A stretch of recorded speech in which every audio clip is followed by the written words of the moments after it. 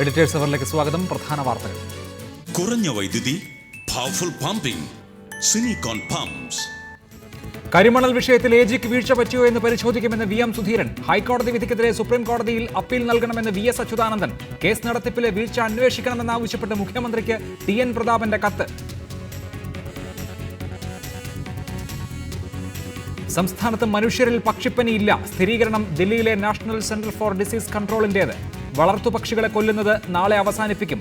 ആലപ്പുഴയിൽ ഇതുവരെ കൊന്നത് 60,000 വളർത്തുപക്ഷികളെ. താറാവ് കർഷകരുടെ വായ്പകൾ എഴുതി തള്ളണമെന്ന് വി എം സുധീരൻ. ഹാരിസൺ മലയാളത്തിന്റെ 29,100 ഏക്കർ ഭൂമി ആദ്യഘട്ടത്തിൽ ഏറ്റെടുക്കും. നിയമ നടപടികൾക്ക് സർക്കാർ സ്പെഷ്യൽ പ്ലീഡറെ ചുമതലപ്പെടുത്തി. ഏറ്റെടുക്കുന്നത് 4 ജില്ലകളിലെ സർക്കാർ ഭൂമി. 6 മാസത്തിനുള്ളിൽ മുഴുവൻ ഭൂമിയും ഏറ്റെടുക്കും.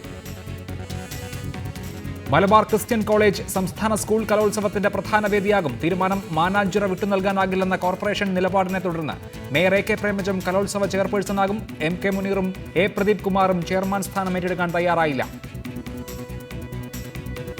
നിരക്ക് വർധന ഏർപ്പെടുത്തിയിട്ടും KSRTCയുടെ വരുമാനത്തിൽ വൻ ഇടിവ്. ഈ മാസം 10 കോടി രൂപയുടെ കുറവ്. ജീവനക്കാരുടെ ശമ്പളവും മുടങ്ങി. KSRTC എന്ന പേരും നഷ്ടമായേക്കും. കരിമണൽ കേസിൽ അഡ്വക്കേറ്റ് ജനറലിന് വീഴ്ച പറ്റിയോ എന്ന കാര്യം പരിശോധിക്കുമെന്ന് KPCC president V M Sudheeran. വിഷയത്തിൽ നിയമപരമായ തുടർ നടപടികൾ സ്വീകരിക്കുമെന്നും സുധീരൻ പറഞ്ഞു. അതേസമയം എജിക്കെതിരെ ടി എൻ പ്രതാപൻ മുഖ്യമന്ത്രിക്ക് കത്ത് നൽകി. കേസ് നടത്തിപ്പിനെക്കുറിച്ച് സമഗ്രമായ അന്വേഷണം വേണമെന്ന് ടി എൻ പ്രതാപൻ ആവശ്യപ്പെട്ടു. ഹൈക്കോടതി വിധിക്കെതിരെ അടിയന്തരമായ അപ്പീൽ നൽകണമെന്ന് പ്രതിപക്ഷ നേതാവ് വി എസ് അച്യുതാനന്ദനും ആവശ്യപ്പെട്ടു. കരിമണൽ കേസ് നടത്തിപ്പിൽ എജി വീഴ്ച വരുത്തിയെന്ന ആക്ഷേപം ഉയരുന്നതിനിടെയാണ് ഇക്കാര്യം പരിശോധിക്കുമെന്ന് വി എം സുധീരൻ വ്യക്തമാക്കിയത്. വിഷയത്തിൽ നിയമപരമായ തുടർ നടപടികൾ സ്വീകരിക്കും. ആലപ്പുഴയിൽ കരിമണൽ ഖനനം പാടില്ലെന്നതാണ് UDFന്റെയും കോൺഗ്രസിന്റെയും നിലപാട്. കൊല്ലം ജില്ലയിൽ പൊതുമേഖലയിൽ ഖനനം തുടരാമെന്നും വി എം സുധീരൻ ആലപ്പുഴയിൽ പറഞ്ഞു. അവിടെ ചില പോരായ്മ വന്നിട്ടുണ്ട് എന്നുള്ളത് ശരിയാണ്, അതിലൊന്നും തർക്കമില്ല. അപ്പം അത് പരിശോധിക്കുകയും ഈ കാര്യത്തിൽ നിയമപരമായി എന്തൊക്കെ കാര്യങ്ങളാണ് ഈ ചെയ്യേണ്ടത് ആ കാര്യം സംബന്ധിച്ച് നിയമവിദഗ്ധനുമായി ചർച്ച ചെയ്തുകൊണ്ട് തന്നെ നിയമപരമായ തുടർ നടപടികളുമായിട്ട് മുന്നോട്ട്. അതേസമയം കരിമണൽ കേസുമായി ബന്ധപ്പെട്ട് എജിക്കെതിരെ ടി എൻ പ്രതാപൻ മുഖ്യമന്ത്രിക്ക് കത്ത് നൽകി. കേസ് നടത്തിപ്പിലെ വീഴ്ച സ്വകാര്യ കമ്പനികളെ സഹായിക്കാൻ വേണ്ടിയാണോ എന്ന് ആരെങ്കിലും സംശയിച്ചാൽ അവരെ കുറ്റം പറയാനാകില്ല.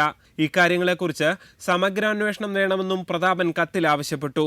ഹൈക്കോടതി വിധിക്കെതിരെ അടിയന്തരമായി സുപ്രീം കോടതിയിൽ അപ്പീൽ നൽകണമെന്ന് പ്രതിപക്ഷ നേതാവ് വി എസ് അച്യുതാനന്ദൻ ആവശ്യപ്പെട്ടു. നിലവിൽ അഭിഭാഷകർക്കെതിരെ ആക്ഷേപം ഉയർന്ന സാഹചര്യത്തിൽ പുതിയ അഭിഭാഷകരെ നിയോഗിക്കണം. കരിമണൽ സ്വകാര്യ മേഖലയ്ക്ക് കൊള്ളയടിക്കാൻ അവസരമുണ്ടാകാത്ത വിധം നിയമപോരാട്ടം നടത്തണമെന്നും വി എസ് പ്രസ്താവനയിൽ ആവശ്യപ്പെട്ടു. Reporter Alappuzha, Thiruvananthapuram. N K Premachandran MP, TJ Angelos CPI നേതാവ്, CR നീലകണ്ഠൻ എന്നിവർ നേരിട്ട് ചർച്ചയിൽ, മറ്റുള്ളവർ ടെലിഫോൺ ലൈനിൽ ചർച്ചയിൽ പങ്കെടുക്കും. ആദ്യം ശ്രീ എൻ കെ പ്രേമചന്ദ്രൻ, സ്വകാര്യ മേഖലയിൽ കരിമണൽ ഖനനം വേണ്ട എന്ന കാര്യത്തിൽ സംസ്ഥാനത്ത് ഒരു രാഷ്ട്രീയ സമവായമുണ്ട്. സർക്കാർ സുപ്രീം കോടതിയിൽ അപ്പീലിനൊരുങ്ങുന്നതായാണ് എല്ലാ സൂചനകളും. അതിനേക്കാൾ അപ്പുറത്ത് ഈ 29 അപേക്ഷകളും പരിഗണിച്ച് സർക്കാരിന്റെ നയം ചൂണ്ടിക്കാണിച്ച് അനുമതി നൽകുകയില്ല എന്ന് തീരുമാനിക്കാനുള്ള ഇച്ഛാശക്തി ഈ സർക്കാരിനുണ്ടോ എന്നുള്ളതല്ലേ ഏറ്റവും പ്രധാനം? തീർച്ചയായും അത് തന്നെയാണ് ഏറ്റവും പ്രധാനപ്പെട്ട വിഷയം. ഞാനിപ്പോഴും ആ ജഡ്ജ്മെൻറ്റിൻ്റെ പൂർണ്ണ ഭാഗങ്ങൾ വായിച്ചിട്ടില്ല. സബ്ജക്റ്റ് ടു കറക്ഷൻ ഞാൻ പറയാൻ ആഗ്രഹിക്കുന്നു. കോടതിക്ക് ഒരു സംസ്ഥാനത്തിൻ്റെ അല്ലെങ്കിൽ ഗവൺമെൻറ്റിൻ്റെ എക്സിക്യൂട്ടീവിൻ്റെ നയപരമായ കാര്യങ്ങളിൽ ഇടപെടുന്നതിന് പരിമിതികളുണ്ട് എന്നുള്ളത് വസ്തുതയാണ്. ഇപ്പോൾ 2 കാര്യങ്ങളാണ് പ്രധാനമായും ഉന്നയിക്കപ്പെട്ടിട്ടുള്ളത്. ഒന്ന്, 29 സ്വകാര്യ കമ്പനികളുടെ അപേക്ഷകൾ പരിഗണിച്ചുചിതമായ തീരുമാനമെടുക്കുക, ഒരു ഓപ്ഷൻ. മറ്റൊരു ഓപ്ഷൻ, ഹൈക്കോടതി ഡിവിഷൻ ബെഞ്ചിന്റെ വിധിക്കെതിരായി സുപ്രീം കോടതിയിൽ അപ്പീൽ പോവുക. ഈ 2 ഓപ്ഷനും പരിശോധിക്കുമ്പോൾ വളരെ വ്യക്തമായി എനിക്ക് സൂചിപ്പിക്കാനുള്ളത് ഒന്നാമത്തെ ഓപ്ഷൻ, അതായത് സ്വകാര്യ കമ്പനികൾക്ക് ഖനനപ്പാട്ടം നൽകാൻ സംസ്ഥാനത്തിന്റെ വ്യാവസായിക നയം അനുവദിക്കുന്നില്ല. അങ്ങനെ വ്യാവസായിക നയം അനുവദിക്കാതിരിക്കാനുള്ള അവകാശം കേന്ദ്ര പാർലമെന്റ് പാസാക്കിയിട്ടുള്ള നിയമത്തിന്റെ അടിസ്ഥാനത്തിൽ രൂപപ്പെട്ടിട്ടുള്ള അറ്റോമിക് മിനറൽ കൺസഷൻ റൂൾസിന്റെ അടിസ്ഥാനത്തിൽ സംസ്ഥാനത്തിന് വിവേചനാധികാരമുണ്ട്. ഖനനപ്പാട്ടം കൊടുക്കേണ്ടത് ആർക്ക് എന്ന ഡിസ്ക്രിപ്ഷൻ വിനിയോഗിക്കാനുള്ള അധികാരം സംസ്ഥാന ഗവൺമെന്റ് വിനിയോഗിക്കുമ്പോൾ സ്വകാര്യ മേഖലയ്ക്ക് കൊടുക്കണ്ട എന്ന് തീരുമാനിച്ചാൽ അതൊരു അൺറീസണബിൾ ആയിട്ടുള്ള ഡിസ്ക്രിപ്ഷൻ അല്ല, ജസ്റ്റിഫയബിൾ ആയിട്ടുള്ള ഡിസ്ക്രിപ്ഷൻ തന്നെയാണ്. നീതിയുക്തമായ വിവേചനാധികാരമാണ് സംസ്ഥാന ഗവൺമെന്റ് ആ കാര്യത്തിൽ വിനിയോഗിക്കുന്നത്.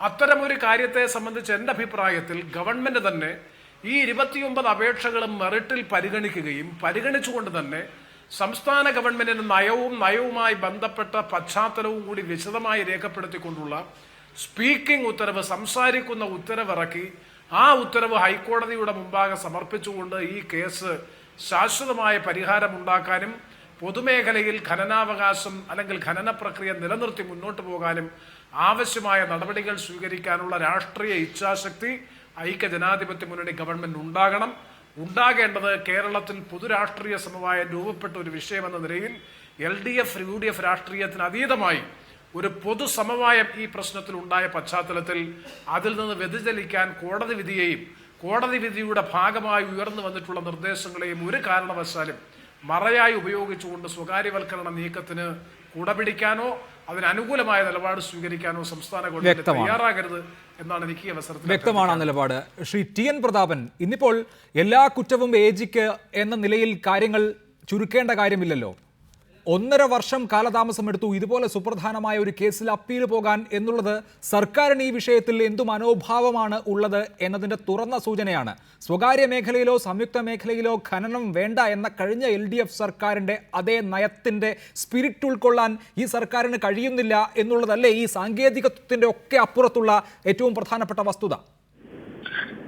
അഭിലാഷ, ഒരു പ്രധാനപ്പെട്ട കാര്യം നമ്മൾ ഒന്ന് സ്വകാര്യ മേഖലയിലായാലും പൊതുമേഖലയിലായാലും ആലപ്പുഴ ജില്ലയിലെയും കൊല്ലം ജില്ലയിലെയും പ്രധാനപ്പെട്ട ഈ ഖനനം നടക്കുന്ന പ്രദേശങ്ങളിൽ ഇനി അവിടെ ഖനനത്തിന് വേണ്ടി പോയാൽ ഒരു ഗ്രാമം ഇല്ലാതായി മാറുന്ന അതീവ ഗുരുതരമായ സാഹചര്യമുണ്ട്. അപ്പൊ ഇപ്പോഴത്തെ അവസ്ഥ എന്ന് പറയുന്നത് ഖനനം തന്നെ ഒരു കാരണവശാലും സ്വകാര്യ മേഖലയിലും വേണ്ട, പൊതുമേഖലയിലും വേണ്ട എന്നുള്ളതാണ്. അതോടൊപ്പം ഈ കേസുമായി ബന്ധപ്പെട്ട് 2013 വന്നൊരു വിധി, ആ വിധിക്ക് അപ്പീൽ കൊടുക്കേണ്ട സമയം എത്ര സമയമാണെന്ന് എല്ലാവർക്കും അറിയാം. 1 മാസത്തിനുള്ളിൽ അപ്പീൽ കൊടുക്കണം. 1.5 കൊല്ലമായിട്ട് നമ്മൾ അപ്പീൽ കൊടുക്കാൻ പോയില്ല എന്ന് പറഞ്ഞാൽ അത് ചെറിയ വീഴ്ചയല്ല. ആ വീഴ്ച കോടതിയിൽ പോയി മാപ്പപേക്ഷ കൊടുത്തപ്പോൾ പോലും കോടതി ഒന്ന് പരിഹസിക്കുന്ന രീതിയിലാണ് ഇന്നലെ നമുക്ക് മറുപടി നൽകിയത്. തീർച്ചയായും ശ്രീ പ്രതാപൻ, ഞാനും അത് തന്നെയാണ് പറയുന്നത്. പക്ഷേ അത് AGയുടെ മാത്രം വീഴ്ചയാണോ, ഈ സർക്കാരിന്റെ മനോഭാവമല്ലേ പ്രതിഫലിക്കുന്നത് എന്ന ആദ്യത്തെ പ്രശ്നം. ഒപ്പം ഇതിപ്പോൾ ഈ കാലതാമസം ചൂണ്ടിക്കാണിച്ചല്ല സിംഗിൾ ബെഞ്ചിന്റെ ഉത്തരവ് ശരിവെച്ചിരിക്കുന്നത്, കേസിന്റെ മെറിറ്റിലേക്ക് പോയതുകൊണ്ടാണ്. അതിപ്പോൾ സുപ്രീം കോടതിയിൽ പോയി ഒരു അപ്പീൽ കൂടി സമർപ്പിച്ചത് കൊണ്ട് പ്രത്യേകിച്ച് എന്തെങ്കിലും കാര്യമുണ്ടോ എന്ന സംശയം അവിടെ ബാക്കി നിൽക്കുന്നു. മറിച്ച് നയം ഞങ്ങളുടേത് ഇതാണ് എന്ന് ചൂണ്ടിക്കാണിച്ചുകൊണ്ട് ഈ സർക്കാരിന് ഞങ്ങൾ പാരിസ്ഥിതിക പ്രശ്നങ്ങളടക്കം ഉൾക്കൊണ്ടുകൊണ്ട് ഇങ്ങനെ ഒരു തീരുമാനം എടുക്കുന്നു, സ്വകാര്യ മേഖലയെ ഒരു കാരണവശാലും ഖനനത്തിന് അനുവദിക്കുന്നില്ല, ആലപ്പുഴ ജില്ലയിൽ ഒരു തരത്തിലുള്ള ഖനനവും അനുവദിക്കുന്നില്ല എന്ന തീരുമാനം ഈ സർക്കാരിനെ കൊണ്ട് എടുക്കാൻ പറ്റുമോ ഇല്ലയോ? സർക്കാർ അങ്ങനെ തീരുമാനം എടുത്തേ മതിയാകൂ. ആലപ്പുഴ ജില്ലയിൽ ഒരു തരത്തിലുമുള്ള ഖനനം അനുവദിക്കില്ല എന്നും എന്റെ അഭിപ്രായത്തിൽ ആലപ്പുഴ ജില്ലയിൽ മാത്രമല്ല, ഞാൻ കൊല്ലം ജില്ലയിലെ ഖനനം നടക്കുന്ന പ്രദേശത്ത് ഈ അടുത്ത കാലത്ത് പോയ ഒരാളാണ്. അത് പൊതുമേഖലാ സ്ഥാപനത്തിന് വേണ്ടി ആയാൽ പോലും അവിടെയുള്ള ജനങ്ങളുടെ പൂർണ്ണമായ സുരക്ഷ അവിടെയുള്ള മാത്രമല്ല, അത് കുട്ടനാടിനെ അടക്കം ബാധിക്കുന്ന രീതിയിലാണ് അവിടുത്തെ ഖനനം നടക്കുന്നത്. അതുകൊണ്ട് ഖനനം ആലപ്പുഴ ജില്ലയിലും പാടില്ല, ഇന്ന് നടക്കുന്ന രീതിയിൽ കൊല്ലം ജില്ലയിലെ ഖനന പ്രദേശത്തും പാടില്ല. ഹൈക്കോടതിയിൽ ഗവൺമെന്റ് എടുക്കേണ്ട നിലപാട്, സുപ്രീം കോടതിയിൽ എടുക്കേണ്ട നിലപാട് ഈ രീതിയിൽ ശക്തമായ രീതിയിൽ പാരിസ്ഥിതിക പ്രശ്നമുണ്ടാകുന്നു. ഇത് ജനങ്ങളെ ബാധിക്കുന്നു, മാത്രമല്ല സംസ്ഥാനത്തിന്റെ കുടിവെള്ളത്തെ ബാധിക്കുന്നു, നെല്ലറകളെ ബാധിക്കുന്നു. അപ്പൊ അങ്ങനെ മൊത്തം പാരിസ്ഥിതികമായ ഗുരുതരമായ പ്രശ്നമുണ്ടാക്കുന്ന ഒരു കാര്യത്തിൽ ഗവൺമെന്റ് ഇച്ഛാശക്തിയോടുകൂടി തന്നെ തീരുമാനമെടുക്കണം. ആ തീരുമാനമെടുത്തിട്ടാണ് കോടതിയെ അറിയിക്കേണ്ടത്. അതിൽ ഗവൺമെന്റ് കുറച്ചുകൂടി ശുഷ്കാന്തി കാണിക്കണം എന്നുള്ളതാണ് അഭിപ്രായം. ദയവായി തുടരുക. ശ്രീ CR നീലകണ്ഠൻ, സ്വകാര്യ മേഖലയിൽ കരിമണൽ ഖനനത്തിന് വഴിയൊരുക്കുന്നതിന് വേണ്ടിയുള്ള ഒരുക്കങ്ങൾ അല്ലെങ്കിൽ അങ്ങനെ ഒരു സമവായം ഉണ്ടാക്കുന്നതിന് വേണ്ടിയുള്ള നീക്കങ്ങൾ കഴിഞ്ഞ കുറേ നാളുകളായി ഈ നിയമവ്യവഹാരം ഒരു വശത്ത് നടക്കുമ്പോൾ വേറെ നടക്കുന്നുണ്ട്. ഒന്ന്, ഈ കള്ളക്കടത്തിന്റെ പേര് പറഞ്ഞ്. 2, നമ്മൾ വലിയൊരു സമ്പത്തിന് മുകളിൽ അടയിരിക്കുകയാണ്. ഗൾഫിന് പെട്രോളിയം പോലെ അല്ലെങ്കിൽ സ്വർണ്ണ ഖനികൾ പോലെ അനഘമായ സമ്പത്താണ്. നമ്മളിതിനെ ചൂഷണം ചെയ്യാതിരിക്കുന്നത് ഈ തലമുറയോട് തന്നെ ചെയ്യുന്ന ദ്രോഹമാണ് എന്ന തരത്തിലുള്ള പ്രചരണം വളരെ പ്രചണ്ഡമായി നടന്നു. മുഖ്യധാരാ മാധ്യമങ്ങളൊക്കെ അതിന് കൂട്ടുനിൽക്കുകയും ചെയ്ത ഒരു സാഹചര്യമുണ്ട്. രാഷ്ട്രീയ പാർട്ടികൾ, ട്രേഡ് യൂണിയനുകൾ ഇതിന് അനുകൂലമായി സ്വകാര്യ മേഖലയിൽ ഖനനം വേണമെന്നാവശ്യപ്പെട്ട് സെക്രട്ടേറിയറ്റ് മാർച്ച് നടത്തുന്നതും കണ്ടു. ഇപ്പോൾ ഈ കേസിന്റെ നില ഇങ്ങനെയുമായി. ഒരു മഴവിൽ സഖ്യം രൂപപ്പെടും എന്നും ഇതിനനുകൂലമായി നമ്മൾക്ക് കരുതിക്കൂടെ? മഴവിൽ സഖ്യമൊക്കെ രൂപപ്പെട്ട് കഴിഞ്ഞിട്ടുണ്ട്. സ്വകാര്യ മേഖല, പ്രത്യേകിച്ചും കൊച്ചിയിലെ ഒരു കമ്പനിക്ക് വേണ്ടി, ആ കമ്പനിയുടെ മുതലാളിക്ക് വേണ്ടി തന്നെ കൃത്യമായി അവർ പണം കൊടുത്ത് അല്ലെങ്കിൽ സൗകര്യം ചെയ്തു കൊടുത്ത് ഇറക്കിയ ഒരു വലിയ സൈന്യം, ചില പത്രങ്ങൾ, ചില നേതാക്കൾ ഒക്കെ വളരെ വ്യക്തമായി രംഗത്തുണ്ട്. കുറെ കാലമായി ഞങ്ങളെപ്പോലുള്ള ആളുകൾ ഫേസ് ചെയ്യുന്ന ഒരു കാര്യമാണത്. സ്വകാര്യ മേഖലയിൽ കരിമണൽ ഖനനം വേണ്ട എന്ന് പറഞ്ഞാൽ ഞങ്ങൾ എന്തോ കള്ളക്കടത്തുകാരാണ്, അല്ലെങ്കിൽ ഞങ്ങൾ കള്ളക്കടത്തുകാരെ സഹായിക്കുകയാണ് എന്ന് പറയുന്നത്. രണ്ടാമത്തെ കാര്യം, ഈ കേസിന്റെ കാര്യത്തിൽ നമുക്ക് വളരെ പ്രതാപൻ പറഞ്ഞതിന് ഒരു ചെറിയ വിയോജിപ്പുള്ളത്, ഈ കേസിന്റെ കാര്യത്തിൽ വളരെ ലളിതമായ ചോദ്യമാണ്. ഒന്ന്, ഈ ആലപ്പുഴയിൽ ഖനനം വേണ്ട എന്ന് സർവ്വകക്ഷികൾ ആലപ്പുഴയിൽ തീരുമാനമെടുത്തിട്ടുണ്ട്. ആലപ്പുഴയിൽ എല്ലാ കക്ഷികളും തീരുമാനിച്ചിട്ടുണ്ട്, ഒരു കക്ഷിയും വേണമെന്ന് പറഞ്ഞിട്ടില്ല. ആലപ്പുഴ, ആറാട്ടുപുഴ, തൃക്കുന്നപ്പുഴ പഞ്ചായത്തിൽ. കൊല്ലത്തെ കാര്യം ഇവിടെ ചർച്ച, ഈ കേസിൽ കൊല്ലം പ്രശ്നമേ അല്ല, കൊല്ലത്തെ ഖനനം ഈ കേസിൽ വിഷയമേ അല്ല. കാരണം എന്താ, 29 സ്വകാര്യ കമ്പനികൾ ഖനനം ആവശ്യപ്പെട്ടുള്ളത് ആലപ്പുഴയിലെ തീരത്താണ്. അപ്പോൾ ആ കാര്യത്തിൽ നമുക്കൊരു തീരുമാനമാക്കുക. എന്തായാലും സ്വകാര്യ മേഖലയ്ക്ക്, നേരത്തെ അഭിലാഷ് പറഞ്ഞ പോലെ സ്വകാര്യ മേഖലയ്ക്ക് പറ്റില്ല, ഈ ആലപ്പുഴയിൽ ഖനനം പറ്റില്ല. പക്ഷെ അങ്ങനെ ഒരു തീരുമാനം എടുക്കാൻ എളുപ്പമല്ല. ഞാൻ നേരത്തെ പറഞ്ഞതുപോലെ എല്ലാ രാഷ്ട്രീയ കക്ഷികളിലും വളരെ ശക്തമായ പിടിപാട് ഈ ഖനന ലോബിക്ക് ഉണ്ട് എന്നതാണ് സത്യം. വളരെ ശക്തമായ നിലപാട്. കാരണം ഞാനൊരു ഉദാഹരണം പറയാം. ഈ ഖനന ലോബിക്ക് വേണ്ടി പ്രവർത്തിക്കുന്ന ആളുടെ അനിയന് ഒരു സെനറ്റ് നോമിനേഷൻ കിട്ടുന്നു സർക്കാരിന്റെ. അത് ആഘോഷിക്കാൻ കേരളത്തിലെ മന്ത്രിമാരും പ്രതിപക്ഷ നേതാവും അടക്കം വലിയൊരു സൈന്യം കൊച്ചിയിലെത്തുന്നു. എന്ന് പറഞ്ഞാൽ എന്തിനാ ആഘോഷിക്കണേ? എന്താ ഇതിന്റെ ആഘോഷം? ഞാൻ പറഞ്ഞു വന്നത്, തീർച്ചയായും വളരെ ശക്തമാണ് ലോബി. അത് കേരളത്തിനകത്ത് മാത്രമല്ല, ഇന്ത്യക്കകത്ത് മാത്രമല്ല, ഇന്ത്യക്ക് പുറത്തുള്ള ലോബികളുമായൊക്കെ ഇവർക്ക് ബന്ധമുണ്ട്. ആ ലോബിയാണ് കളിക്കുന്നത്. ഇതിന് കാരണമുണ്ട്. ഇതിന്റെ മൂല്യവർദ്ധനവ് വളരെ കൂടിയ ചാൻസാണ്. പിന്നെ അഭിലാഷ് ചോദിച്ച രണ്ടാമത്തെ ചോദ്യം, ഇത് വലിയൊരു സമ്പത്താണ് എന്നൊക്കെ പറയുമ്പോൾ എന്തേ കൊല്ലത്ത് അങ്ങനെ, എനിക്കറിയില്ല, പ്രേമേന്ദ്രൻ അറിയാം, അങ്ങനെ ഒരുപാട് സമ്പന്നന്മാരൊന്നും ഈ കരിമണൽ ഖനനം നടത്തി ഉണ്ടായില്ലല്ലോ. എന്തേ ഉണ്ടാവാതിരുന്നത്? അവിടെ ഇപ്പോഴും പ്രേമേന്ദ്രന്റെ മണ്ഡലത്തിലടക്കം ജനങ്ങൾ വലിയ ദുരിതത്തിലാണ്. ഞാനും TN പ്രതാപനും കൂടി അവിടെ പോയത് അടുത്ത ദിവസം. അവിടെ പൊടി രൂപപ്പെട്ടിരിക്കുന്നു. പല സ്ഥലത്തും കടൽ കായലുമായി ചേർന്നിരിക്കുന്നു. 18 കിലോമീറ്റർ ദൂരം 2 കിലോമീറ്റർ വീതിയിൽ കടൽ എടുത്തു പോയിരിക്കുന്നു. സർക്കാർ കണക്കനുസരിച്ച് 7 സ്ക്വയർ കിലോമീറ്റർ കടലെടുത്ത് പോയിട്ടുണ്ട്. അങ്ങനെ എന്തെങ്കിലും ആലപ്പുഴ സംഭവിച്ചാൽ തൃക്കുന്നപ്പുഴ, ആറാട്ടുപുഴ എന്ന് പറയുന്ന 50 മീറ്റർ പോലും വീതിയില്ലാത്ത പഞ്ചായത്തുകൾ കാണില്ല. ബാക്കി കുട്ടനാടൻ കായലും ഇതും ഒന്നിച്ചാവും. അപ്പൊ ഞാൻ പറഞ്ഞു വന്നത്, ഇത് വലിയൊരു സമ്പത്താണ്. ഇത് കള്ളക്കടത്ത് നടക്കുന്നു. ഇത്തരം വർത്തമാനങ്ങളൊക്കെ പറഞ്ഞിട്ട് സ്വകാര്യ മേഖലയ്ക്ക് കൊണ്ടുവരിക. മാത്രമല്ല, സ്വകാര്യ മേഖലയ്ക്ക് റോ മെറ്റീരിയൽ ഇല്ല, തൊഴിലാളികളുടെ ആവശ്യമാണ്. ഇതൊക്കെ കാപട്യമാണ്. തീർച്ചയായും താങ്കൾ സൂചിപ്പിക്കുന്ന കാര്യത്തിന് വ്യക്തതയുണ്ട്. ഞാൻ താങ്കളിലേക്ക് മടങ്ങി വരാം. TJ ആഞ്ചലോസ്, ആറാട്ടുപുഴ, തൃക്കുന്നപ്പുഴ വില്ലേജുകളിലാണ് ഈ സ്വകാര്യ മേഖല അവരുടെ ഖനനം നടത്താൻ ഉദ്ദേശിക്കുന്നത്. കഴിഞ്ഞ UDF സർക്കാരിന്റെ കാലത്ത് 13 ബ്ലോക്കുകളിൽ അനുമതി നേടിയതാണ്. ശക്തമായ ജനകീയ പ്രതിരോധം ഉയർന്നതിനെ തുടർന്ന് അത് മരവിപ്പിക്കുകയും പിന്നീട് അതിനുശേഷം വന്ന സർക്കാർ സ്വകാര്യ മേഖലയിലോ സംയുക്ത മേഖലയിലോ ഖനനം വേണ്ട എന്ന് തീരുമാനിച്ചതൊക്കെ നമുക്കറിയാം. ഇപ്പോൾ താങ്കളുടെ തന്നെ സംഘടന AITUC അടക്കം ഈ തൊഴിലാളികളുടെ പ്രശ്നം നിമിത്തം സ്വകാര്യ മേഖലയ്ക്ക് അനുമതി നൽകണം എന്ന് വാദിച്ച ഒരു പൂർവ്വചരിത്രം കൂടി കഴിഞ്ഞ 1 വർഷം മുൻപുണ്ട് എന്ന് നമ്മുടെയൊക്കെ ബോധ്യത്തിലുണ്ടല്ലോ. വീണ്ടും ആലപ്പുഴ തീരത്തെ ലക്ഷ്യമാക്കി സ്വകാര്യ മേഖല കോടതി വിധിയുടെ ഉത്തരവിൽ വരുമ്പോൾ അതിനെ എങ്ങനെ പ്രതിരോധിക്കും നാട്ടുകാർ? അല്ല, ഞങ്ങൾ കഴിഞ്ഞ UDF ഗവൺമെന്റ് ഭരണം നടത്തുമ്പോൾ ഉണ്ടായ പ്രശ്നങ്ങളെ തുടർന്ന് വളരെ ഉറച്ച നിലപാട് സ്വീകരിച്ചിട്ടുള്ളതാണ്. ഇന്നും അതാണ് തുടരുന്നത്. ഞങ്ങളുടെ കഴിഞ്ഞ ജില്ലാ സമ്മേളനവും കമ്മ്യൂണിസ്റ്റ് പാർട്ടിയുടെ സംസ്ഥാന സമ്മേളനവും എല്ലാം ചേർന്ന് അംഗീകരിച്ച പ്രമേയങ്ങളുണ്ട്. ഇടക്കാലത്ത് വിവാദം വന്നപ്പോൾ വീണ്ടും പാർട്ടി സംസ്ഥാന കമ്മിറ്റി അത് സംബന്ധമായ നിലപാട് പ്രഖ്യാപിക്കുകയുണ്ടായി. വളരെ കൃത്യമാണ് അതിനകത്ത്. ആറാട്ടുപുഴ, തൃക്കുന്നപ്പുഴ പഞ്ചായത്തുകളിൽ സ്വകാര്യ മേഖലയിലോ പൊതുമേഖലയിലോ സംയുക്ത സംരംഭത്തിന്റെ പേരിലോ ഖനനം പാടില്ല. മറ്റ് മേഖലകളിൽ ഇപ്പം നടന്നുകൊണ്ടിരിക്കുന്നത് നമ്മുടെ പ്രധാനപ്പെട്ട പൊതുമേഖലാ സ്ഥാപനങ്ങളുമായി ബന്ധപ്പെട്ടുകൊണ്ടുള്ളതാണ്. അത് നടക്കട്ടെ.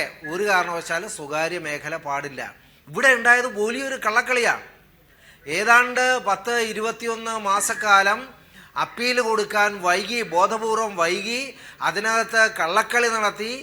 ബന്ധപ്പെട്ട ഇപ്പൊ AG മാറ്റണമെന്ന് ശ്രീമാൻ പ്രതാപനെ പോലുള്ള ആളുകൾ ആവശ്യപ്പെടുന്നുണ്ട്. അത്തരം ആളുകളെല്ലാം വെച്ചുകൊണ്ട് ഇപ്പൊ നാളെ എന്താ ഉണ്ടാകാൻ പോകുന്നത്? ഈ കള്ളക്കളിയുടെ ഭാഗമായി മുഖ്യമന്ത്രി തന്നെ പറയും, ഞാൻ എന്റെ ഉത്തരവാദിത്തം ഏറ്റെടുക്കുന്നു. ഇത്തരം ആളുകളെ രക്ഷിക്കാൻ പോവുകയാണ്. സ്ഥിരമായി കണ്ടുവരുന്നതല്ലേ. ഇവരെല്ലാം രക്ഷിക്കുവാൻ വേണ്ടിയുള്ള ഏർപ്പാടുകളാണ് നടന്നുകൊണ്ടിരിക്കുന്നത്. ഇതൊരു വലിയ ഗൂഢാലോചനയാണ്. വിദേശ ശക്തികൾ നമ്മുടെ ഈ പണ്ട് ഇവിടെ നിന്ന് കയറ് കയറ്റുമതി ചെയ്തപ്പോഴാണ് സായിപ്പ് ഇത് കണ്ടുപിടിച്ചത്. അന്ന് മുതൽ അവർ ഇതിനെ ലക്ഷ്യമാക്കി നിൽക്കുകയാണ്. ബഹുരാഷ്ട്ര കുത്തക സ്ഥാപനങ്ങൾ. ഇപ്പൊ കേന്ദ്ര ഗവൺമെന്റിന്റെ മൈനിങ് പോളിസിയൊക്കെ പറയുന്നുണ്ട്. പക്ഷേ അവർ കടന്നു വന്ന ഇപ്പൊ ഇവിടെ നിന്നാണല്ലോ അഡാനി ഓസ്ട്രേലിയയിൽ പോയി കൽക്കരി ഖനനം നടത്തുന്നത്. അവിടെ അംബാനിയുണ്ട്, അഡാനിയുണ്ട്, വിദേശ കമ്പനികളുണ്ട്. അവരെല്ലാം ഈ മേഖലയിലേക്ക് കടന്നു വരാൻ പോവുകയാണ്. തീർച്ചയായും അതൊക്കെയാണ് താങ്കളുടെ ആക്ഷേപങ്ങൾ. ദയവായി തുടരുക, ഞാൻ മടങ്ങി വരാം. ടി എൻ പ്രതാപൻ, UDF സർക്കാരുകൾ കേരളം ഭരിച്ചപ്പോഴൊക്കെ ഇതിന് സമാനമായ സാഹചര്യം ഉണ്ടായിട്ടുണ്ടെന്ന് ചൂണ്ടിക്കാണിക്കപ്പെടുന്നു. 95-96 കാലത്ത് വെസ്റ്റ്രേലിയൻ സാൻഡ് മൈനിങ് കമ്പനി വന്നതുപോലെ കഴിഞ്ഞ ആന്റണി സർക്കാരിന്റെ കാലത്ത് 2002 മുതൽ ഇങ്ങോട്ടുള്ള കാലയളവിൽ പലവട്ടം സ്വകാര്യ മേഖലയ്ക്ക് ഈ അനുമതി നൽകാനുള്ള എല്ലാ നടപടിക്രമങ്ങളും ആദ്യം സർക്കാർ അനുമതി നൽകി, പിന്നെ കേന്ദ്ര സർക്കാരിൽ പോയി അതിന്റെ എല്ലാ നടപടിക്രമങ്ങളും പൂർത്തിയാക്കിയതാണ്. ശക്തമായ ജനകീയ പ്രതിരോധം ഉയരേണ്ടി വന്നു ആലപ്പുഴ.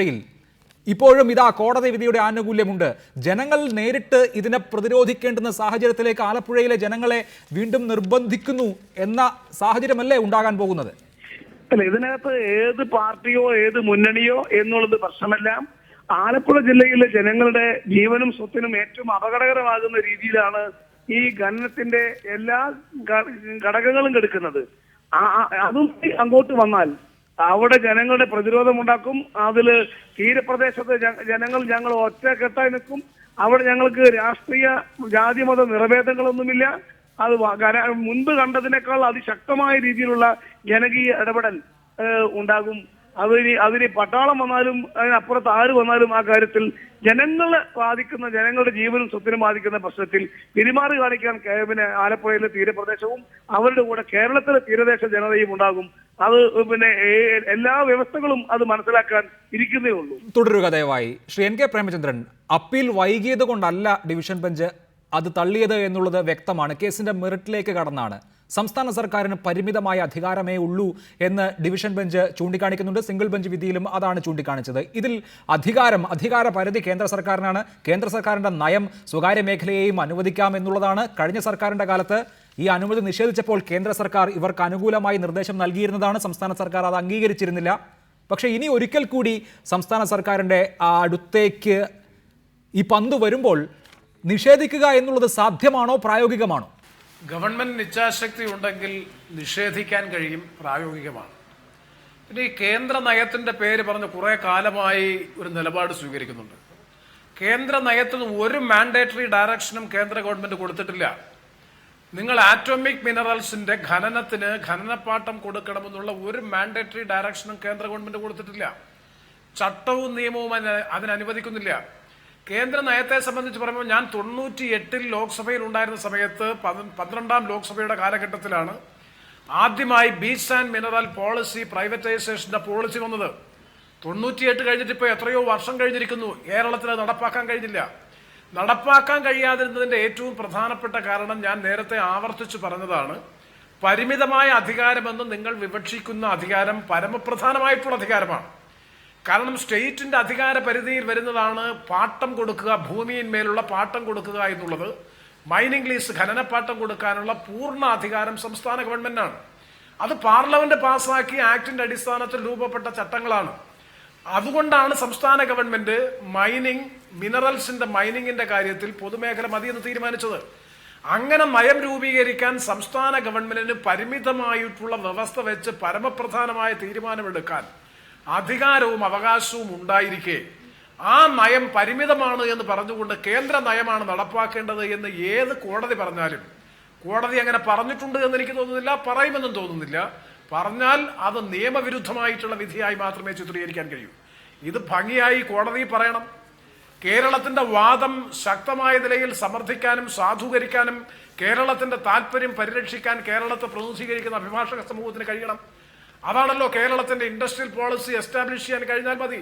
ഞാൻ ചോദിക്കട്ടെ, ഒരു ഡിസ്ക്രിഷൻ പൊതുമേഖലയ്ക്കും സ്വകാര്യ മേഖലയ്ക്കും പാരിസ്ഥിതിക സംബന്ധമായ വിഷയം, തൊഴിൽ സംബന്ധമായിട്ടുള്ള വിഷയം, അതുപോലെ തന്നെ തന്ത്രപ്രധാനമായിട്ടുള്ള മൂലകങ്ങൾ എന്ന പ്രത്യേകത ഉൾപ്പെടെയുള്ള ഒരു തികച്ചും യുണീക്കായിട്ടുള്ള ഒരു ഇൻഡസ്ട്രിയിൽ പബ്ലിക് സെക്ടർ ഇൻഡസ്ട്രി പ്രൊട്ടക്ട് ചെയ്യാൻ വേണ്ടി ഗവൺമെന്റിന്റെ വിവേചനാധികാരം വിനിയോഗിക്കുന്നു എന്ന് പറയുന്നത് 100% സതുദ്ദേശപരമാണ്. രാജ്യ താല്പര്യത്തിന് വേണ്ടിയിട്ടാണ്, പൊതു താല്പര്യത്തിന് വേണ്ടിയിട്ടാണ്. സ്വകാര്യ കമ്പനികൾക്ക് അനുവാദം കൊടുത്തില്ല, അതുകൊണ്ട് നിങ്ങൾ നടത്തുന്നത് ആ ഡിസ്ക്രിഷൻ ആർബിട്രറി ആയിട്ടാണ് വിനിയോഗിച്ചത് എന്ന് കോടതി പറഞ്ഞാൽ അത് ഉൾക്കൊള്ളാൻ കഴിയില്ല, അംഗീകരിക്കാൻ കഴിയില്ല. അങ്ങനെയാണെന്നുണ്ടെങ്കിൽ നമ്മുടെ രാജ്യത്ത് ഏതെല്ലാം മേഖലകൾ ഇപ്പോഴും എക്സ്ക്ലൂസീവായി പൊതുമേഖലയുടെ കൈവശമുണ്ട്? സുപ്രീം കോടതിക്കോ അല്ലെങ്കിൽ ഹൈക്കോടതിക്കോ പറയാൻ കഴിയുമോ പൊതുമേഖലയിൽ മാത്രം നിക്ഷിപ്തമായിക്കൂടെ നിങ്ങൾ ഇപ്പോൾ നടത്തുന്ന ഈ വ്യവസായം സ്വകാര്യ മേഖലയ്ക്ക് കൂടി തുറന്നു കൊടുക്കണമെന്ന് പറയാൻ സുപ്രീം കോടതിക്കോ ഹൈക്കോടതിക്കോ ഏത് അധികാരമാണുള്ളത്? തീർച്ചയായും ദയവായി തുടരുക ശ്രീ എൻ കെ പ്രേമചന്ദ്രൻ, ദയവായി തുടരുക. ശ്രീ CR നീലകണ്ഠൻ, പൊതുമേഖലയ്ക്ക് ഇക്കാര്യത്തിൽ കുത്തകാവകാശമുണ്ട് എന്ന് തീരുമാനിക്കാനുള്ള അവകാശവും അധികാരവും സംസ്ഥാന സർക്കാരിനുണ്ടോ എന്നുള്ളതാണ് ഇവിടുത്തെ ഏറ്റവും പ്രധാനപ്പെട്ട പോയിന്റ്. അത് സംസ്ഥാന സർക്കാരിനല്ല, കേന്ദ്ര സർക്കാരിൽ നിക്ഷിപ്തമാണ് എന്ന് ഈ ഹൈക്കോടതി വിധികളിൽ നിന്ന് വായിക്കുകയും ചെയ്യാം. അങ്ങനെയുള്ള ഒരു സാഹചര്യത്തിൽ സംസ്ഥാന സർക്കാർ എന്ത് ചെയ്യും എന്നാണ് താങ്കൾ പ്രതീക്ഷിക്കുന്നത്? ആത്മാർത്ഥതയുള്ള സമീപനം ഈ നേതാക്കൾ പുറത്തു പറയുന്നത് പോലെ, VS അച്യുതാനന്ദനും VM സുധീരനും ഒക്കെ സംസാരിക്കുന്നത് പോലെ തീരുമാനത്തിലും ഉണ്ടാകുമെന്ന് താങ്കൾ കരുതുന്നുണ്ടോ? അല്ല, ഇവിടെ നേരത്തെ പ്രേമേന്ദ്രൻ പറഞ്ഞൊരു കാര്യം വളരെ പ്രധാനപ്പെട്ടത് എനിക്ക് തോന്നുന്നു. സ്വകാര്യ മേഖലയ്ക്ക് കൊടുക്കണമെന്ന് പറയാൻ കേന്ദ്രത്തിന് ഒരവകാശവും ആരും കൊടുത്തിട്ടില്ല. കാരണം സ്വകാര്യ മേഖലയ്ക്ക് വേണോ പൊതുമേഖലയ്ക്ക് വേണോ എന്നൊരു രാജ്യത്തിന്റെ വിഭവങ്ങൾ തീരുമാനിക്കാൻ അതത് സംസ്ഥാന സർക്കാരിന് അവകാശമുണ്ട്. ഭൂമി സംസ്ഥാന സർക്കാരിൻ്റെതാണ് ഒന്ന്. രണ്ടാമത്തെ കാര്യം, ഇവിടെ ചോദ്യം അതല്ല. ഈ അഫിഡവിറ്റിൽ അപ്പീലിൽ എന്താണ് സംസ്ഥാന സർക്കാർ പറഞ്ഞത്? കാരണം വിധിയുടെ ഞാൻ വായിച്ച ഭാഗത്ത് കണ്ട ഒരു കാര്യമുണ്ട്. സിംഗിൾ ബെഞ്ചിന്റെ വിധിയെ ചോദ്യം ചെയ്യാൻ കഴിയുന്ന തരത്തിൽ ഒരു വാദവും സംസ്ഥാന സർക്കാരിന്റെ അപ്പീലിൽ ഉണ്ടായിരുന്നില്ല എന്നാണ് വിധിയുടെ പ്രധാനം. എന്ന് പറഞ്ഞാൽ എന്താ സംസ്ഥാന സർക്കാർ പറയേണ്ടിയിരുന്നത്? രണ്ട് കാര്യം പറഞ്ഞാൽ മതി. ആലപ്പുഴയിൽ ഞങ്ങൾ ഖനനം ആർക്കും കൊടുക്കാൻ തീരുമാനിച്ചിട്ടില്ല. ആലപ്പുഴയിൽ ഖനനം ഇപ്പൊ പ്രശ്നമാണ്, അത് പാരിസ്ഥിതികമായ വിഷയമാണ്, അത് വരുമ്പോൾ ആലോചിക്കുക. ഇപ്പൊ തീർന്നു ഈ ഹർജി അതോടുകൂടി അവസാനിച്ചു. ഇനി അങ്ങനെ വരുമ്പോൾ അത് പൊതുമേഖലയ്ക്ക് കൊടുക്കണോ സ്വകാര്യ മേഖലയ്ക്ക് കൊടുക്കണോ ഞങ്ങൾക്ക് നിലപാടുണ്ട്. ഈ രണ്ട് കാര്യം അർത്ഥശങ്കയ്ക്ക് ഇടയില്ലാത്ത വിധം പറഞ്ഞാൽ ഒരു കേന്ദ്ര സർക്കാരിന് വന്നിട്ട് നിങ്ങളിത് മറ്റത് ചെയ്യൂ എന്ന് പറയാൻ പറ്റില്ല. ആലപ്പുഴയിൽ ഖനനം ചെയ്താൽ ഞങ്ങൾക്ക് കുഴപ്പമുണ്ടെന്ന് പറയാൻ ഇവർക്ക് വായൽ എന്തായിരുന്നു? പക്ഷേ ഒരു കാര്യം അഭിലാഷേ, വളരെ ലളിതമൊന്നുമല്ല ഈ കാര്യം. കാരണം പറയാൻ അറിയാത്തവരൊന്നുമല്ല. AG എന്നൊക്കെ പറഞ്ഞാൽ AG കുറിച്ചൊക്കെ നമുക്ക് മുമ്പ് തന്നെ ഒരുപാട് അഭിപ്രായങ്ങളുണ്ട് ഒരുപാട് വിഷയങ്ങളിൽ. ഇപ്പോൾ പ്രേമേന്ദ്രനെ മുല്ലപ്പെരിയാർ അടക്കമുള്ള വിഷയങ്ങളിൽ AGയുടെ നിലപാട് സംബന്ധിച്ച് വലിയ ചർച്ച നടന്നിട്ടുള്ളതാണ്. ഞാൻ പറഞ്ഞത് AG പോലെയുള്ള ആളുകളെ നമ്മൾ വളരെ സൂക്ഷിച്ചു നിർത്തണം. ഇത് AGയുടെ മാത്രം താല്പര്യമല്ല, AGയുടെ പിന്നിൽ ആരൊക്കെയോ ഉണ്ട്. ഇത് AG മാത്രം തീരുമാനിച്ച് വൈകിച്ചതോ മാറ്റിക്കൊടുത്തോ അല്ല. ഞാൻ ചോദിക്കണം, ഇങ്ങനെ ഒരു അഫിഡവിറ്റ് കൊടുക്കുമ്പോൾ ഗവൺമെന്റ് പോളിസി എന്താണ് എന്ന് ഇൻഡസ്ട്രിയൽ ഡിപ്പാർട്ട്മെന്റ് അറിയാതെ അങ്ങനെ ഒരു അഫിഡവിറ്റ് കൊടുക്കാൻ AGക്ക് കഴിയില്ല. കാരണം എന്താ ഇൻഡസ്ട്രിയൽ പോളിസി? ഇൻഡസ്ട്രിയൽ പോളിസിക്കെതിരായിട്ട് കൊടുക്കാൻ പറ്റുമോ? നേരത്തെ പ്രേമേന്ദ്രൻ പറഞ്ഞത് ഇൻഡസ്ട്രിയൽ പോളിസി അവിടെ സ്വകാര്യ മേഖലയ്ക്ക് എതിരാണ്, അത് ആലപ്പുഴയിൽ ഖനനം വേണ്ട എന്നുമാണ്. പിന്നെന്താ പ്രശ്നം? ഈ രണ്ട് കാര്യം പറഞ്ഞാൽ ഇപ്പോൾ വളരെ ലളിതമായി അപ്പീലിലും പോവാം. പക്ഷെ ഒരു കുഴപ്പമുണ്ട് അഭിലാഷേ, പ്രശ്നം അതല്ല. ഇത് രണ്ടാമത് അപ്പീലിൽ പറയുമ്പോൾ നിങ്ങൾ കഴിഞ്ഞ അപ്പീലിൽ എവിടെയായിരുന്നു എന്ന ചോദ്യം വരാം. എന്തുകൊണ്ട് ഹൈക്കോടതിയിൽ നിങ്ങളിത് പറഞ്ഞില്ല? തീർച്ചയായിട്ടും വലിയൊരു പ്രശ്നമാണത്. അതുകൊണ്ടാണ് ഇപ്പൊ AG കിടന്നുരുളുന്നത്. എനിക്ക് പ്രേമേന്ദ്രൻ പറഞ്ഞതിനോട് ഒരു ചെറിയ വിയോജിപ്പ് ആദ്യം പറഞ്ഞത്, ഈ ഓരോ കക്ഷികളെയും വിളിച്ച് നമ്മളിത് സെറ്റിൽ ചെയ്യുക അല്ലെങ്കിൽ ചർച്ച ചെയ്യാന്ന് മെറിറ്റ് നോക്കുക ശരിയാവില്ല. കാരണം എന്താണെന്നറിയോ? അത്രയ്ക്കും അഴിമതിയുടെ കേന്ദ്രമാണിത്. ഏതെങ്കിലും ഒരു പഴുത ഒരു കമ്പനിക്ക് കിട്ടിയാൽ പിന്നെ തീർന്നു കേരളം. അതുകൊണ്ട് ഒരു കാരണവശാലും ഒരു ചർച്ചയും ഇക്കാര്യത്തിൽ ആവശ്യമില്ല. ഇതാണ് സർക്കാർ നയമെന്ന് പറഞ്ഞേക്കുക, തീർന്നു. തീർച്ചയായും അതാണ്. ശ്രീ TJ ആഞ്ചലോസ്, ഇത് വളരെ പ്രധാനപ്പെട്ട പാരിസ്ഥിതിക പ്രശ്നങ്ങൾ ഉൾച്ചേർന്നിരിക്കുന്ന ഒരു വിഷയമാണ്. ആലപ്പുഴയുടെ കാര്യത്തിലാകുമ്പോൾ പ്രത്യേകിച്ചും ഭൂമിശാസ്ത്രപരമായ പ്രത്യേകതകൾ പ്രത്യേകിച്ചെടുത്ത് പറയേണ്ടതല്ല. അപ്പോഴും നമ്മുടെ രാഷ്ട്രീയ നേതൃത്വത്തിലെ ഒരു വിഭാഗമെങ്കിലും, തൊഴിലാളി സംഘടനകളുടെ നേതൃത്വമെങ്കിലും ആവശ്യമായ അസംസ്കൃത വസ്തുക്കൾ കിട്ടാതെ CMR അടക്കമുള്ള സ്ഥാപനങ്ങളിലെ തൊഴിലാളികൾ പ്രതിസന്ധിയിലാണ്. അതുകൊണ്ട് സ്വകാര്യ മേഖലയ്ക്ക് ഖനനം കൊടുക്കൂ എന്ന് നിലപാടെടുത്തിട്ടുണ്ട്. അവർക്ക് ഇപ്പോഴും ആ നിലപാടാണ് എന്നാണ് മനസ്സിലാകുന്നത്. രാഷ്ട്രീയ നേതൃത്വം അല്ലെങ്കിൽ സർക്കാർ ഞങ്ങൾ സ്വകാര്യ മേഖലയ്ക്ക് ഖനനം നൽകുന്നതിനെ അനുകൂലിക്കുന്നില്ല എന്ന് പറയുമ്പോഴും ഇതിനുള്ളിൽ തന്നെ ചില സംശയങ്ങൾ അവശേഷിക്കുന്നുണ്ട്. എന്ത് തരത്തിലുള്ള നിയമ നടപടികൾക്കാണ് പോകുന്നത് എന്ന ദുരൂഹത വരുന്നതും ഈ കാരണങ്ങൾ കൊണ്ടാണ്. അല്ല, ഞങ്ങളുടെ പാർട്ടിയുടെ രാഷ്ട്രീയ നേതൃത്വം വളരെ ശക്തമായ നിലപാടാണ് ആ കാര്യത്തിൽ സ്വീകരിച്ചിട്ടുള്ളത്. ഇന്നലെ ഞങ്ങളുടെ പാർട്ടി സംസ്ഥാന സെക്രട്ടറി വീണ്ടും ആലപ്പുഴയിൽ അത് പ്രഖ്യാപിക്കുകയുണ്ടായി. ഞാൻ ചൂണ്ടിക്കാണിച്ചത് കേരളത്തിലെ പൊതുമേഖലയിലും സ്വകാര്യ മേഖലയിലും ഒക്കെ പ്രവർത്തിക്കുന്ന സ്ഥാപനങ്ങളുമൊക്കെയായി ബന്ധപ്പെട്ടുകൊണ്ട് നിരവധി പ്രശ്നങ്ങളുണ്ട്. ഞാൻ എൻ്റെ വിശദാംശങ്ങളിലേക്ക് പോകുന്നില്ല. ഇപ്പം IRA തകർക്കുവാൻ വേണ്ടിയുള്ള വലിയ ഗൂഢാലോചനയിലേ നടന്നത്. അതേത് ഭരണത്തിന് കീഴിലാണ്? കേരളത്തിൽ നിന്ന് കേന്ദ്ര ക്യാബിനറ്റ് മന്ത്രിമാരും ഒട്ടനേകം സഹമന്ത്രിമാരും കേന്ദ്രവും കേരളവും UDF ഭരിക്കുന്ന ഘട്ടത്തിലാണ് അതിനെ തകർക്കുവാൻ വേണ്ടിയുള്ള വലിയ സമ്മർദ്ദങ്ങൾ നടന്നത്. അതിൻ്റെ തുടർച്ചയായി കാണണം. ഇപ്പൊ അപ്പീൽ കൊടുത്തതുമായി ബന്ധപ്പെട്ട് താമസിച്ചുമായി ബന്ധപ്പെട്ട് വിധിയിൽ വന്നിട്ടില്ല എന്ന് പറയുമ്പോൾ സംസ്ഥാന ഗവൺമെന്റ് എല്ലാ മാസവും റിവ്യൂ നടത്താറുണ്ടല്ലോ. കോടതിയിൽ ഓരോ കേസുകൾ വരുമ്പോഴും അപ്പീൽ നൽകുന്നതിനെ സംബന്ധിച്ച് സംസ്ഥാന ഗവൺമെന്റ് റിവ്യൂ നടത്താറുണ്ട്, അതിന്റെ ലോ ഡിപ്പാർട്ട്മെന്റ് റിവ്യൂ നടത്താറുണ്ട്. അതൊന്നും കൃത്യമായും ചെയ്തില്ല. അപ്പോൾ പൊതു താല്പര്യം സംരക്ഷിക്കുന്ന കാര്യത്തിൽ മാത്രമല്ല, ഈ പറയുന്ന 2 പഞ്ചായത്തുകളുമായി ബന്ധപ്പെട്ടുകൊണ്ട് ആഭ്യന്തരമന്ത്രിയുടെ നിയോജക മണ്ഡലമാണ്. ആദ്യത്തെ ബഡ്ജറ്റിൽ വന്നത് ചില പാലങ്ങളുടെ പ്രഖ്യാപനങ്ങളാണ്. അതിനേക്കാൾ അത്യാവശ്യമുള്ള കേന്ദ്രങ്ങളിൽ പാലങ്ങളില്ലാതെ ഇത്തരം കേന്ദ്രങ്ങളിൽ പാലങ്ങൾ വന്നപ്പോൾ തന്നെ പല ആളുകളും സംശയിച്ചു, വളരെ വേഗതയിൽ ഇതെല്ലാം വാഹനങ്ങൾ ഓടുന്നതിന് വേണ്ടിയുള്ള സംവിധാനങ്ങളാണോ? ഇതെല്ലാം കൂടി വെച്ച് ആലോചിക്കുമ്പോഴാണ് സ്വകാര്യ മേഖലക്ക് ഈ രംഗത്തേക്ക് കടന്നു വരുവാൻ വേണ്ടിയുള്ള വഴിയൊരുക്കുകയാണ്. അത് ഞങ്ങൾ നേരത്തെ സൂചിപ്പിച്ചതുപോലെ വലിയ അപകടമാണ്. ഇതിപ്പോൾ പറയുന്ന 29 അപേക്ഷകൾ കുറച്ച് ഭൂമി എന്നുള്ളതല്ല. ഈ 2 പഞ്ചായത്തുകളും പണ്ട് ഹനുമാൻ പൊക്കിക്കൊണ്ടുപോയതുപോലെ പൊക്കിക്കൊണ്ടുപോകാൻ പറ്റുന്ന കരുത്തുള്ള വിദേശ കമ്പനികളാണ് കടന്നു വരുന്നത്. ഇപ്പൊ കൊറിയൻ കമ്പനി പോസ്കോയിൽ കടന്നു വന്നല്ലോ, ഒറീസയിൽ വളരെ ശക്തമായി കമ്മ്യൂണിസ്റ്റ് പാർട്ടിയോട് സമരം ചെയ്തുകൊണ്ടിരിക്കുകയാണ്. 1 ഇഞ്ച് ആ കമ്പനിക്ക് മുന്നോട്ട് വരാൻ കഴിഞ്ഞില്ല. ആ രീതിയിൽ നമ്മുടെ ധാതു സമ്പത്ത് സംരക്ഷിക്കുന്നതിന് വേണ്ടിയുള്ള വലിയ പ്രക്ഷോഭം തീരദേശത്ത് ഉയർന്നു വരും. അതിന്റെ മുൻപന്തിയിൽ ഞങ്ങളുടെ പ്രസ്ഥാനം ഉണ്ടാകുമെന്നാണ് താങ്കൾ പറയുന്നത്. റൈറ്റ്, അംഗീകരിക്കുന്നു Shri T J Angelos. Shri N K Premachandran, ഈ സ്വകാര്യ മേഖലയ്ക്ക് വഴിയൊരുക്കാനുള്ള പ്രവർത്തനങ്ങൾ വളരെ വിപുലമായ തരത്തിലാണ് നടന്നത് എന്നുള്ളത് ഈ സംശയത്തിന്റെ ആഴം വർദ്ധിപ്പിക്കുന്നുണ്ട്. തൊഴിലാളി സംഘടനകളെ കൊണ്ട് CITU-വിനെയും AITUC-യെയും INTUC-യെയും ഒക്കെ കൊണ്ടൊരു സ്പോൺസേഡ് സമരം നടത്തിക്കുക, പത്രങ്ങളുടെ സ്പേസും ചാനലുകളുടെ എയർ ടൈമും പണം കൊടുത്തു വാങ്ങുക, അങ്ങനെ ഒരുപക്ഷെ അഭൂതപൂർവമായ ഇങ്ങനെ ഒരു മാനുഫാക്ചറിങ് കൺസെന്റ് എന്നൊക്കെ പറയുന്നത് പോലെ സമ്മതിയുടെ നിർമ്മിതി ഉണ്ടാക്കാനുള്ള പണമെറിഞ്ഞുള്ള വളരെ ആസൂത്രിതമായ ശ്രമം കഴിഞ്ഞ കുറേ നാളുകളായി സംസ്ഥാനത്ത് നടന്നുകൊണ്ടിരിക്കുന്ന ഒരു വിഷയമാണ് എന്ന കാര്യം കൂടി ഈ വിഷയത്തിൽ മാച്ച് ഫിക്സിംഗ് ആണോ നടക്കുന്നത് എന്ന സംശയത്തിന് ബലം പകരുന്നതല്ലേ? തീർച്ചയായും. ഞാൻ അതിന് മറുപടി പറയുന്നതിന് മുമ്പായി ബഹുമാനപ്പെട്ട ശ്രീ CR നീലകണ്ഠൻ നേരത്തെ സംസാരിച്ചതിലൊരു ചെറിയ തെറ്റായ ധാരണ ഉണ്ടായി എന്ന് എനിക്ക് തോന്നുന്നു. ഞാൻ പറഞ്ഞത് ഹൈക്കോടതിയുടെ മാൻഡേറ്ററി ഡയറക്ഷൻ എന്ന് പറയുന്നത് ഇവരുടെ പെറ്റീഷൻസ് പരിഗണിക്കുക എന്ന് പറഞ്ഞാൽ അനുകൂലമായും പ്രതികൂലമായും പരിഗണിക്കാം. അതാണ് ഞാൻ പറഞ്ഞത്. പ്രതികൂലമായി പരിഗണിക്കുന്നതിന് കാരണം സബ്സ്റ്റാൻഷിയേറ്റ് ചെയ്യുന്നത് ഈ പോളിസി തന്നെ സബ്സ്റ്റാൻഷിയേറ്റ് ചെയ്തുകൊണ്ട് റിജക്റ്റ് ചെയ്തിട്ട് ഇത് കോടതിയെ ബോധ്യപ്പെടുത്തുകയും ചെയ്യുക എന്നൊരു എക്സസൈസാണ്. അതല്ലെങ്കിൽ ഉണ്ടാകാൻ പോകുന്ന അപകടം CR തന്നെ സൂചിപ്പിച്ച അപകടം തന്നെയാണ്. ഇനി സെക്കൻഡ് അപ്പീലിന് വേണ്ടി സുപ്രീം കോടതിയിലേക്ക് പോകുമ്പോൾ നിങ്ങൾ ഒറിജിനൽ റിപ്പറ്റീഷന്റെ ഘട്ടത്തിലും അതുപോലെ തന്നെ ഫസ്റ്റ് അപ്പീൽ ഘട്ടത്തിലും കോടതിയെ ബോധ്യപ്പെടുത്താതിരുന്ന കാരണങ്ങൾ സെക്കൻഡ് അപ്പീൽ ഘട്ടത്തിൽ സുപ്രീം കോടതിയിൽ പറയുന്നതിന്റെ സാങ്കത്യത്തെ സംബന്ധിച്ച് ഉയർന്നു വരുന്ന ചോദ്യം മാത്രമല്ല, ഇത്തരമൊരു വിഷയത്തിൽ ഒരു സെക്കൻഡ് അപ്പീൽ അംഗീകരിച്ച് കിട്ടാനുണ്ടാകുന്ന സാങ്കേതികമായിട്ടുള്ള ബുദ്ധിമുട്ടുകൾ നമുക്കറിയാം. സുപ്രീം കോടതി കൂടി തള്ളിക്കഴിഞ്ഞാൽ പിന്നെ അൾട്ടിമേറ്റ് വേർഡിക്റ്റായി. പിന്നെ സ്വകാര്യ കമ്പനികളെ സംബന്ധിച്ചിടത്തോളം അല്ലെങ്കിൽ ഈ സ്വകാര്യ കരിമണൽ ഖനനത്തിന് അനുകൂലമായി നിൽക്കുന്നവരെ സംബന്ധിച്ചിടത്തോളം അവർക്ക് ഏറ്റവും വലിയ ആധികാരിക പത്രമായി മാറും സുപ്രീം കോടതിയുടെ വിധി കൂടി ഉണ്ടാകില്ല എന്ന് പറയാൻ കഴിയില്ല. കാരണം ഒറിജിനൽ പെറ്റീഷന്റെ ഘട്ടത്തിലും ഫസ്റ്റ് അപ്പീൽ ഘട്ടത്തിലും എങ്ങനെയാണ് കേസ് നടത്തിയത് എന്നതിന്റെ പരിശോധനയ്ക്ക് വിധേയമാക്കിക്കൊണ്ട് മാത്രമേ പറയാൻ കഴിയൂ.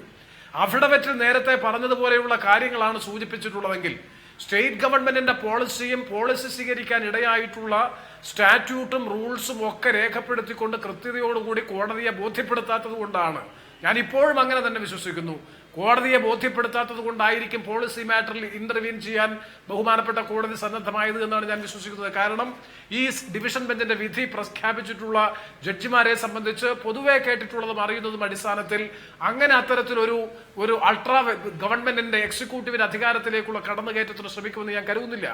അപ്പൊ അത്തരമൊരു പശ്ചാത്തലത്തിൽ ഒരു സെക്കൻഡ് അപ്പീലുമായി പോയാൽ ഉണ്ടാകുന്ന അപകടം നല്ലതുപോലെ മണത്തറിയുന്നുണ്ട്. അപ്പൊ അത്തരമൊരു സാഹചര്യത്തിലാണ് പോംവഴി എന്ന നിലയിൽ ഞാൻ സൂചിപ്പിച്ചത് ഈ പെറ്റീഷൻസ് കൺസിഡർ ചെയ്യുക മീൻസ് ഫേവറായിട്ടും അൺഫേവറായും കൺസിഡർ ചെയ്തുകൊണ്ട് റിജക്ട് ചെയ്യുമ്പോൾ സബ്സ്റ്റാൻഷിയേറ്റ് ചെയ്യാനുള്ള റീസൺ ഇതാണ്. ആ റിപ്പോർട്ട് വെച്ച് ബഹുമാനപ്പെട്ട കോടതിയെ ബോധ്യപ്പെടുത്തുക, ഇതാണ് ഞങ്ങളുടെ ഭയം. ഞങ്ങളുടെ ക്യാബിനറ്റ് അംഗീകരിച്ചിട്ടുള്ളതാണ്, നിയമസഭ അംഗീകരിച്ചിട്ടുള്ളതാണ്. ഈ പോളിസി എടുക്കാനുള്ള അധികാരം കേന്ദ്ര നിയമപ്രകാരം ഞങ്ങൾക്കുണ്ട്.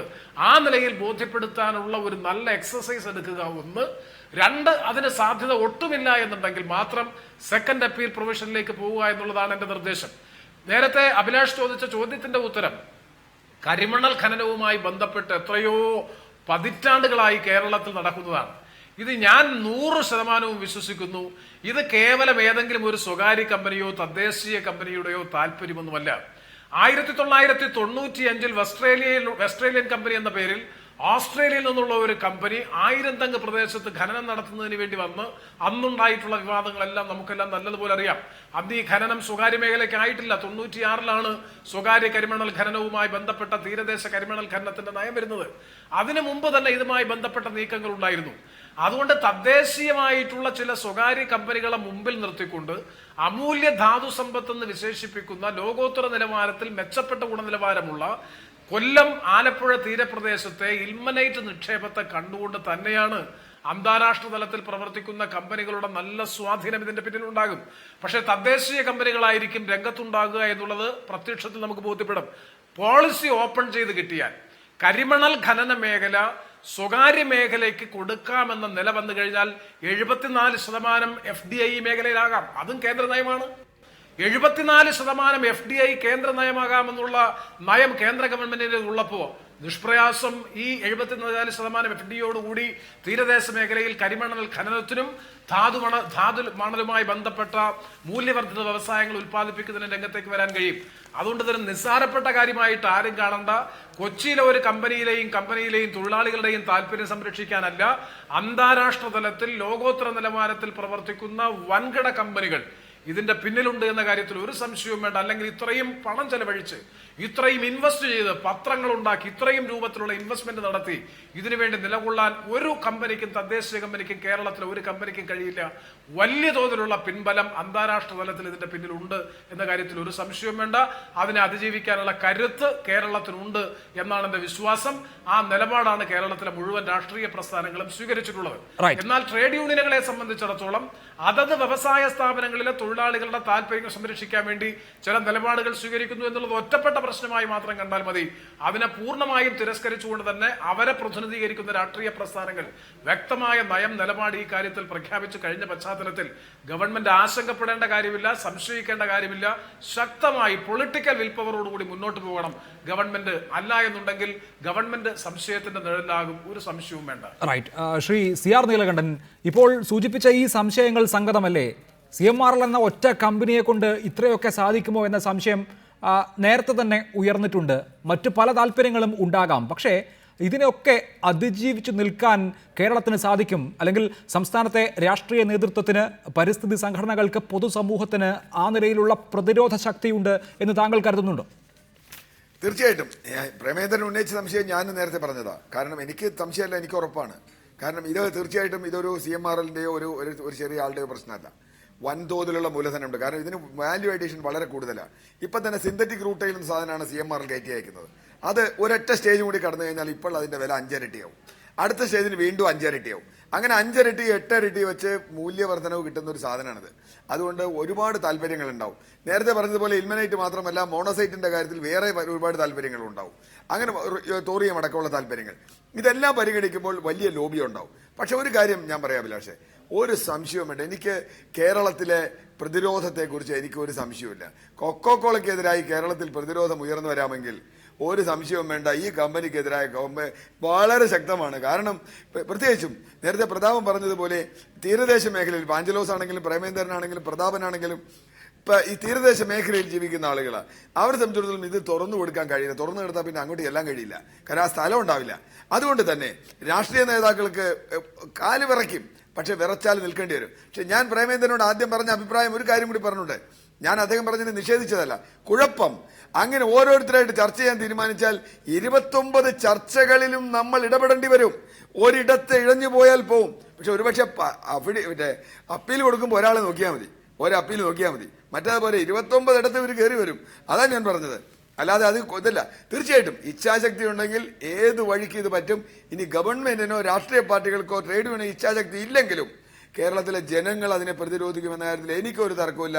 കാരണം കുറെ കാലമായി ജനകീയ സമരങ്ങൾ നിൽക്കുന്ന ഒരാളെന്നുള്ള എനിക്ക് നല്ല ധൈര്യമുണ്ട്. റൈറ്റ്. വളരെ നന്ദി Shri CR Neelakantan, Shri NK Premachandran, Shri TJ Angelos, ഒപ്പം ശ്രീ TN പ്രതാപൻ സംസാരിച്ചതിന്.